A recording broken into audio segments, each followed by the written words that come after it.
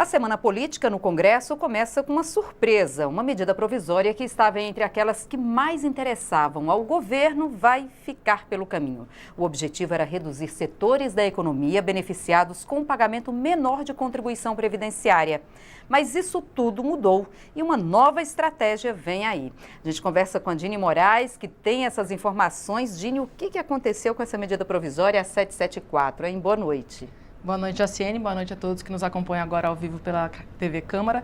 Bom, Jaciene, no meio dessa crise política toda, da votação na semana passada, da denúncia envolvendo o presidente da República, Michel Temer, acabou que os prazos das medidas provisórias, que são as primeiras da fila da pauta do plenário, os prazos eles ficaram apertados. E especificamente dessa medida provisória, a 774, ficou muito apertado, tendo em vista que ela é polêmica.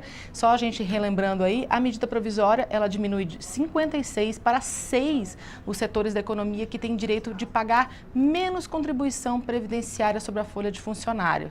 Na prática, menos imposto para as empresas, né? E isso acaba dando o que falar aqui dentro, porque tem vários setores econômicos representados pelos parlamentares, né? Isso é normal. Os empresários, tem vários setores aí que a gente vê representados aqui. Então, os deputados e senadores também lá na comissão mista tentaram aumentar isso aí lá naquela comissão mista que avalia antes de vir para o plenário, eles chegaram até a aumentar um pouquinho, viu? Foi de 56, foi para de 6, né? Foi para 16 setores econômicos, 10 a mais do que previa o governo. E lá eles também fizeram uma outra mudança, de que a validade dessa medida provisória, em vez de ser julho desse ano, passaria a ser a partir de janeiro do ano que vem. Isso traria um impacto direto na pretensão do governo, que estimava receber aí cerca de 5 bilhões de reais só este ano com essa medida. Mas, pelo jeito, essa discussão vai parar ali na comissão especial, né, Dini? Acabou que vai ficar por lá mesmo. Por meio de medida provisória, justamente, né? Porque seria um prazo muito apertado para fazer todos esses ajustes no plenário e tendo em vista ainda que tem 2 medidas provisórias antes dessa, então que precisavam ser votadas, então o prazo acabaria ficando muito curto para ela ser votada no plenário da Câmara, depois votada no plenário do Senado, antes de perder a validade. Tudo isso antes de quinta-feira, que é quando ela perde a validade. Enfim, o governo tomou essa decisão e hoje os líderes, os deputados comentaram essa decisão. Vamos dar uma olhadinha no que eles falaram? Vamos lá. Não existe unidade na base em relação ao projeto, a medida provisória de reoneração. Por quê? Porque o relator da matéria, que é da base do governo, ele reintroduziu novamente os benefícios para os setores que a medida provisória estava excluindo.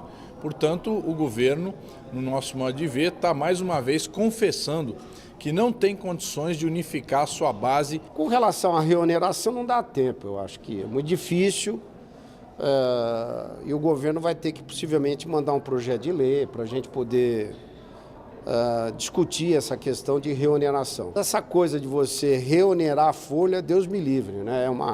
A gente deu sorvete para o empresariado brasileiro e está tirando ele antes dele saborear o sorvete. Então é um negócio complicado, que é algo que a gente vai ter que se aprofundar. A gente viu aí, né, o deputado Beto Mansur falando da questão do projeto de lei, né, Jaciene? O governo não desistiu ainda de diminuir os setores beneficiados com essa redução do pagamento da contribuição previdenciária sobre a folha de funcionários, não, tá? Eles vão reenviar esse assunto via projeto de lei. E aí, lembrando, né, o projeto de lei ele não tem uma eficácia imediata e, teoricamente, tramita mais devagar aqui no Congresso Nacional. Mas há um entendimento do governo que é preciso diminuir esse número de setores que são beneficiados com isso. E lembrando que essa desoneração da folha começou lá em 2011 e ao longo dos anos o Congresso Nacional foi inserindo setores aí nessa desoneração, o que acabou tornando aí 56 setores, né? Uma lista longa, segundo o governo, e que eles querem realmente diminuir. Por isso, vão reenviar o assunto via projeto de lei. A discussão recomeça aqui no Congresso, então, nas comissões, possivelmente iniciando aí aqui pela Câmara, né, Dini? Exatamente. Agora tem outras medidas provisórias na pauta, né?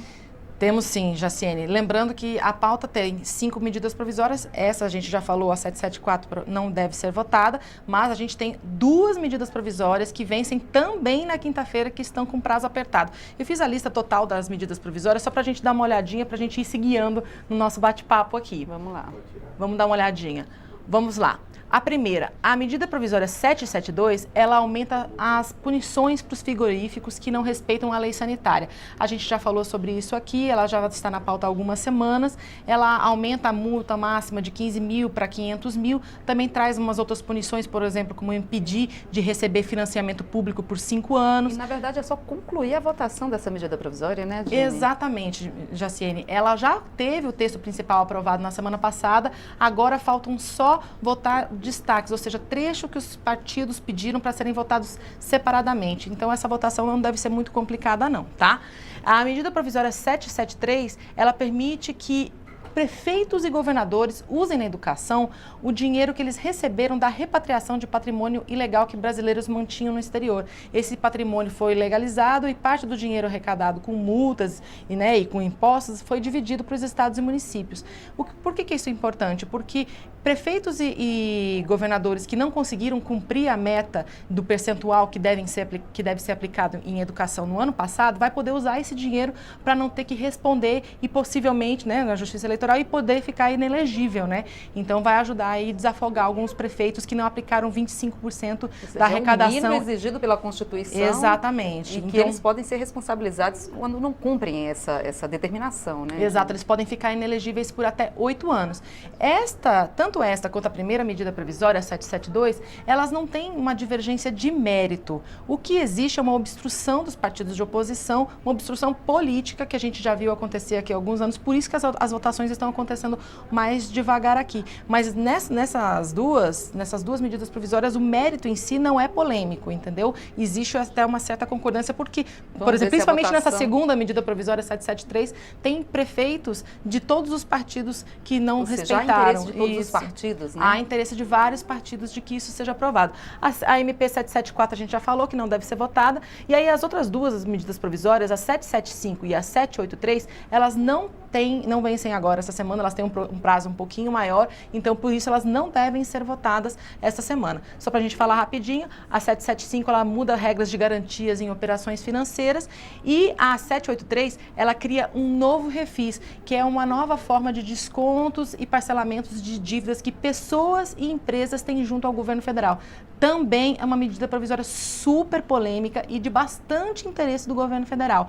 Por isso também a gente está vendo várias reuniões envolvendo o governo, base governista, os deputados, para poder tratar disso aí antes de fato ser votado, para poder tentar aí uma aprovação. Bastante coisa, né, Dini? Bastante coisa, Jaciene. A Câmara, os deputados conseguem votar essas propostas essa semana?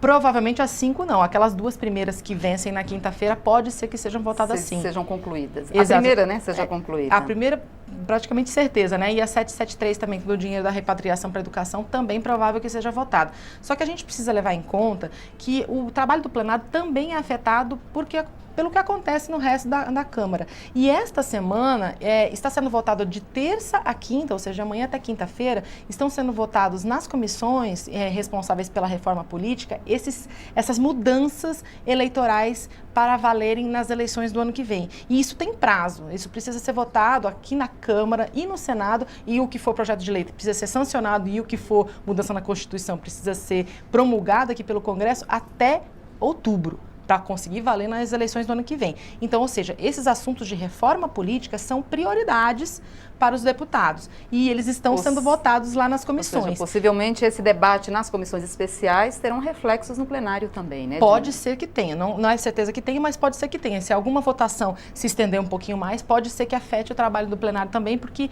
lembrando aí, que quando tem votação no plenário da Câmara, todo o resto precisa parar. Então, dessa semana, a prioridade é também deixar acontecer as votações lá da reforma política nas comissões. E aí o plenário abriria mão, vamos dizer assim, de ter votação ali durante esse debate ou essa discussão, ou até votação nas comissões especiais, para liberar esses assuntos para o plenário. Exato. Só uma última informação, Jaciene. Amanhã à tarde, às 3h30 da tarde, está marcada uma reunião de líderes partidários com o presidente da Câmara, o deputado Rodrigo Maia. Então lá eles devem acertar certinho o que de fato vai ser votado. Bater o martelo, né, Dini? Exatamente, no plenário da Câmara. Tá certo. Muito obrigada pelas informações. Boa noite, Jaciene. Boa noite a todos.